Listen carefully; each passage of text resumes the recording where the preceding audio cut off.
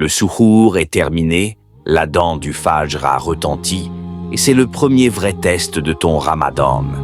Te lèveras-tu pour prier avec concentration et dévotion, ou laisseras-tu la fatigue et la paresse prendre le dessus?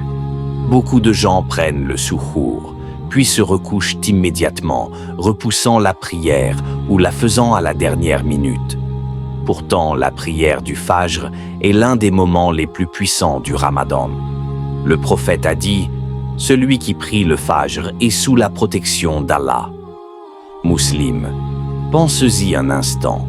En te levant pour prier à l'aube, tu te places sous la protection du Créateur pour toute la journée.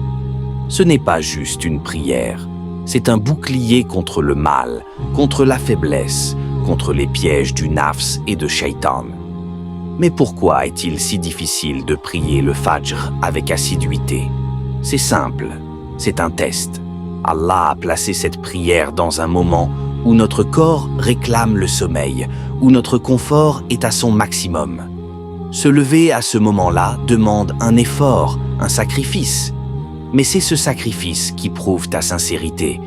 Ce n'est pas pour rien que le fajr est souvent associé à la lumière et à la guidance. Si tu arrives à maîtriser la prière du fajr, tu donnes une toute autre dimension à ton ramadan. Tu commences ta journée en plaçant Allah en priorité, en mettant ta spiritualité avant ton confort. Et cela change tout. Tu te sens plus apaisé, plus fort, plus connecté à ton Créateur. Le ramadan est une opportunité unique d'ancrer cette habitude.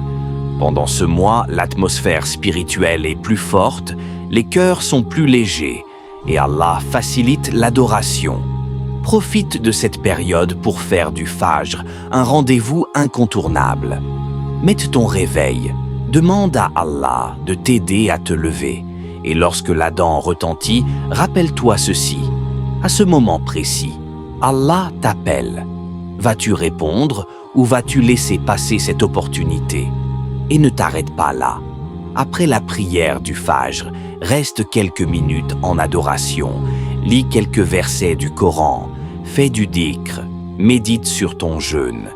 Le prophète nous a enseigné que rester à l'endroit où l'on a prié pour invoquer Allah après le fajr est une source de grande récompense. C'est un moment où le monde est encore silencieux, où ton esprit est plus réceptif. Alors, ne laisse pas le fajr être une prière expédiée à la va-vite. Fais-en un moment clé de ton ramadan. Lève-toi avec détermination, prie avec concentration et ressens la beauté de cette connexion avec Allah. Si tu veux faire de ce ramadan une expérience spirituelle profonde et complète, abonne-toi à cette chaîne et active la cloche. Chaque jour, une vidéo immersive pour t'accompagner dans ce voyage intérieur. Fais de cette prière le premier pas vers un ramadan transformateur.